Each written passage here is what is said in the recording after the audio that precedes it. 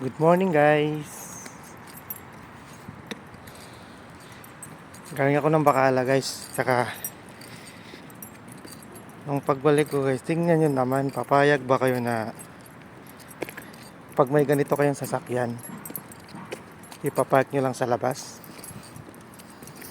Magdamag gabi umaga. So guys, tingnan nyo naman yan. Ipapark lang nyo ba yan ng ganyan sa labas?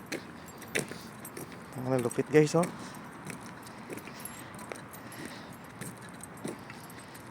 kung may ganito kayo sa Pilipinas, saan nyo ipapark yung ganyan guys? Whew!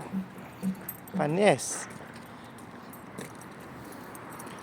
Dito na sa gilid lang ng daan. Alright, flex ko muna yung project namin guys. Ayan po guys.